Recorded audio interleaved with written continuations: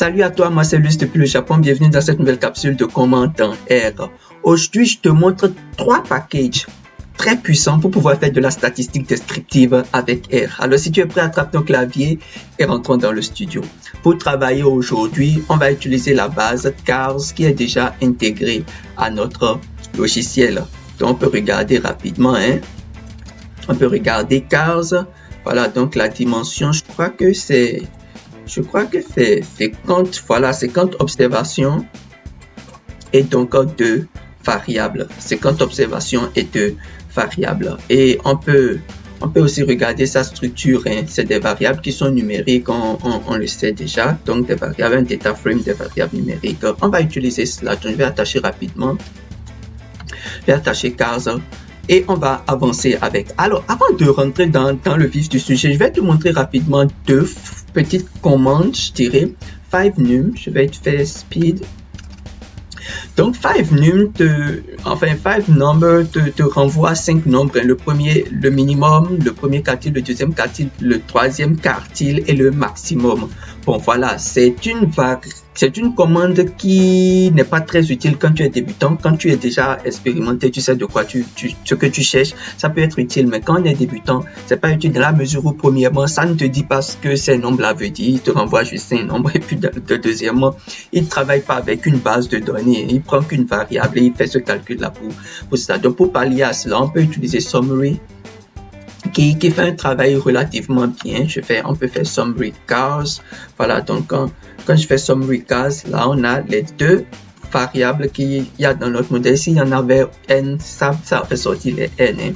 Et puis ce qui est encore plus intéressant, c'est qu'il nous donne le minimum, le premier quartile. Il nous dit ce que chacun de ces nombres-là représente, comme on les a envoyés ici. Mais en plus de ça, Summary nous renvoie la moyenne, qui est un indicateur très important. Donc, voilà ce que ces 2 commandes-là font déjà pour rentrer dedans. Alors, le premier package que je te montre, c'est le package hmisc. Donc, on va faire librairie hmisc.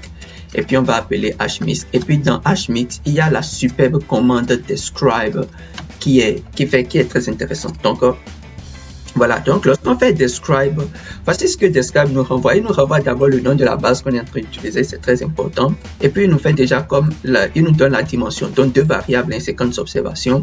Et puis tu vas voir ici, la première variable dans la base c'est speed, et puis la deuxième c'est distance, donc il nous les envoie. Mais il fait de la statistique descriptive pour chacune d'elles, voilà, en fonction de l'information dont il dispose. Donc il nous envoie d'abord n, le nombre d'observations missing, s'il y a des valeurs manquantes ici, il n'y en a pas. Il nous envoie distinct. Distinct, en fait, c'est pour dire le nombre d'observations distinctes qu'il y a dans la variable. Regarde, si je fais par exemple unique et je fais speed, je vais prendre le cas de speed, je fais unique, tu vois, tous ces éléments-là apparaissent, non? C'est des éléments qui sont uniques dans la base. Ça peut venir 2 fois, 3 fois, mais c'est de façon unique. Voici ces éléments-là. Et puis, si je fais même length, et puis je fais unique et j'exécute, tu vas voir que si tout se passe bien, ça doit nous renvoyer 19. Voilà, donc c'est ce qu'il est en train de dire ici. Il y a 19 éléments uniques dans la base de données. Bon, il nous renvoie info et GMD. Je ne vais pas aborder ces éléments-là parce que c'est des choses qui sont relativement avancées. Et puis ici, il nous donne la moyenne. La moyenne, un peu comme Summary l'avait fait ici, 15,4. Et puis il nous renvoie aussi les quantiles. Tu vois, donc il nous donne le quantile à 5%, à 10%, à 25%, 50%, 75%, 90% et 95%. Et puis, il nous permet d'avoir cette information de façon très ramassée. Mais ce qui est encore plus intéressant à ce niveau, c'est que Describe nous envoie je crois, les 5 plus petites observations et les 5 plus grandes observations de la base. C'est ça qu'il y a dans l'OS et dans HIS. Et puis, selon la condition de distinct, tu vois, selon la condition de distinct, il nous envoie les valeurs et il nous envoie leur occurrence, donc le nombre de fois où ces valeurs apparaissent. Par exemple, 4 apparaît 2 fois, 7 apparaît 2 fois, et puis la proportion que cela représente par rapport à l'ensemble de la base. Si je fais par exemple sort, je fais speed, je fais sort, je fais speed, tu vois, c'est ce que ça fait en fait, tu vois, 4 apparaît 2 fois, 7 apparaît 2 fois, 8 apparaît là une seule fois, hein. Donc si on regarde 8, ça fait une seule fois, et ainsi de suite. C'est une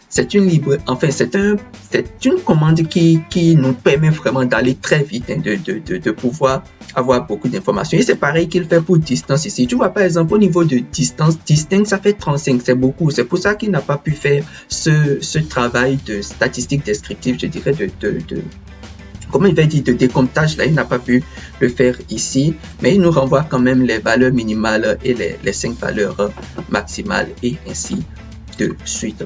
Donc, de façon très ramassée, c'est déjà ça de la statistique descriptive avec des éléments qui sont un peu relativement un peu plus avancés à ce niveau. Donc, ça, c'est le premier package que je te montre. Le deuxième package que je te montre, c'est le package Pastèque. C'est un package qui est aussi très intéressant. Tu l'appelles, tu fais librairie Pastèque, et dans Pastèque, il y a une commande qui s'appelle statistique descriptive.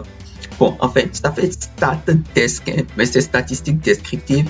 Et puis, si tu appelles la commande, tu passes la base que tu veux utiliser dedans. Et puis, il y a deux petites choses que la commande te permet de faire. Enfin, je te montre d'abord, je te montre. Donc, ça t'envoie de la statistique descriptive, ça y est, et avec de la statistique de base. Regarde, si tu veux contrôler, je te montre, hein, tu fais basique. Et là, si tu fais basic true par exemple, et tu dis descriptive, donc de la statistique descriptive, et tu fais false, si tu fais par exemple ces deux éléments là, et puis tu exécutes, ça va t'envoyer juste de la basique, les basiques quoi. Donc ça t'envoie le nombre d'observations, nombre val, est-ce qu'il y a des valeurs, est-ce qu'il y a des zéros dans la base, c'est ce qu'il appelle les nombres nuls. Donc, il te dit dans les deux bases, il n'y a pas de zéro. Est-ce qu'il y a des valeurs manquantes? C'est ça, NA, il n'y en a pas dans les deux bases. Le minimum, le maximum, le range, ça c'est très important. Tu vois le range, parce que si tu écris range, par exemple, dans la base de R, je fais range speed, par exemple, speed, et j'exécute, tu vois, on voit que range nous envoie le minimum et le maximum. Il ne fait pas le calcul. Ça, c'était un petit problème que j'avais déjà soulevé dans une de nos capsules là, tu te rappelles? Donc voilà, ici, il fait le calcul pour nous. Un range, c'est un chiffre. Ce n'est pas deux, c'est un chiffre, c'est un indicateur. Donc, je vais enlever rapidement ceci là.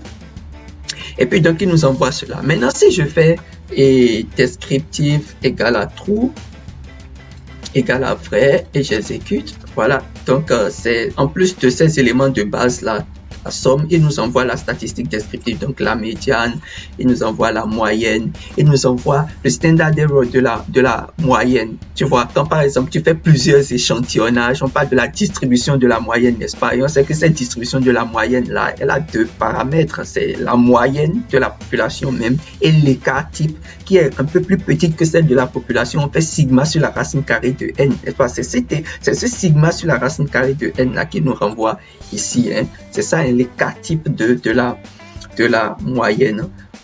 Et puis normalement, si tu fais standard deviation qui nous envoie, que tu divises par le nombre, la racine carrée de 50, le nombre de valeurs, forcément tu dois avoir et ceci.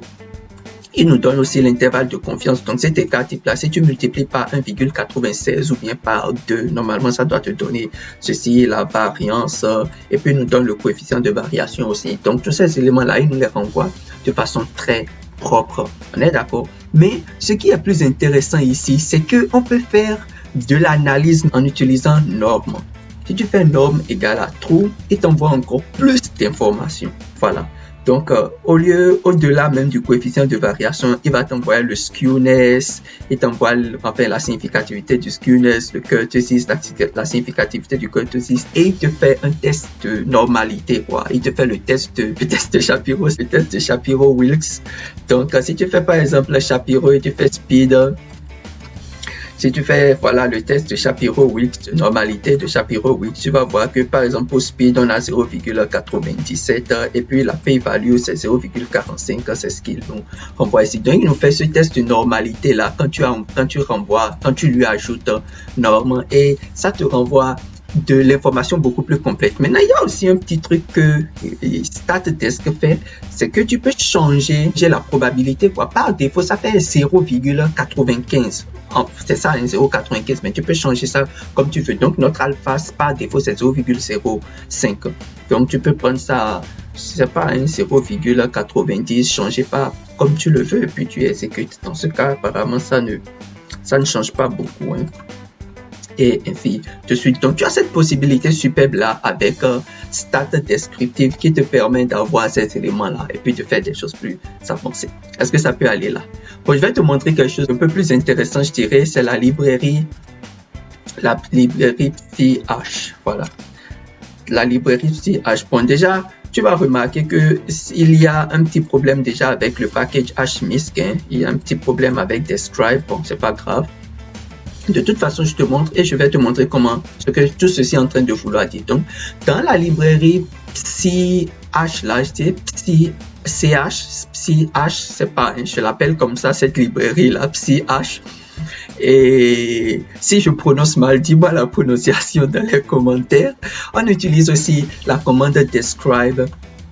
Et puis si j'exécute, voilà, ça nous envoie de la statistique descriptive, mais de la statistique descriptive de façon beaucoup plus intéressante. Il nous donne les variables, donc la variable 1 et la variable 2, la distance, le nombre d'observations, la moyenne, les cas types, la médiane, la trimmed. Il nous donne le median absolute deviation. Il nous donne le minimum, le maximum, le range. Il nous donne le skewness, le kurtosis, et puis le standard error de la moyenne. C'est le standard error de la moyenne qui nous renvoie. Et donc, il nous renvoie tous ces éléments-là de façon très condensée pour pouvoir faire de la statistique descriptive. Maintenant, le problème que cela pose, hein, avec le conflit que cela pose avec HMISC, je vais t'expliquer. Tu peux te dire, Lulus, ici, je suis en train d'utiliser Describe. En gros, j'avais déjà utilisé Describe. Lequel R va utiliser? Est-ce qu'il n'y a pas de problème? Généralement, quand dans deux packages, il y a deux commandes comme ça qui sont les mêmes, ce que R fait, il utilise le dernier package. C'est-à-dire ce qu'il y a dans sa mémoire, c'est le dernier package qu'il utilise. Maintenant, si pour une raison ou une autre, tu as envie d'utiliser un package, par exemple, si tu veux utiliser HMISC dans ce cas, Describe dans HMISC dans ce cas, tu peux faire simplement HMISC et puis tu appelles. Donc, tu vas voir le nom du package apparaît ici avec les deux points là et puis tu appelles la fonction. Tu vas voir ici que il y a HMISC qui apparaît, tu as vu, non? Et puis quand tu appelles ça, tu peux travailler avec ça directement. Donc, si tu as chargé plusieurs librairies, ces petits conflits-là peuvent venir de temps en temps. C'est comme ça que tu fais pour gérer ça. Et je vais te donner un petit bonus, puisque tu as été patient, c'est la librairie. Je vais te donner la librairie E10.11. Tu charges cette librairie-là, elle te permet de pouvoir calculer le skewness et puis le kurtosis sans avoir besoin de passer forcément par la statistique descriptive. Hein? Donc, tu appelles la librairie et puis tu fais skewness. Voilà, et puis si on fait skewness de feed, il faut utiliser le type 1, hein, dans le cas où tu fais celui la formule qu'on a dans nos bouquins là, c'est la formule du type 1, donc tu précises type 1 et puis tu exécutes le mu3 sur sigma au cube là, et puis tu peux faire pareil pour le kurtosis, donc tu fais speed et puis tu fais type 1, tu précises le type 1, voilà. Tu fais type 1 et puis tu exécutes et puis ça te donne aussi le kurtosis tel qu'on le connaît dans nos tests. Voilà des outils très simples que tu pourrais utiliser pour pouvoir avancer. C'est tout pour aujourd'hui. Merci de m'avoir suivi.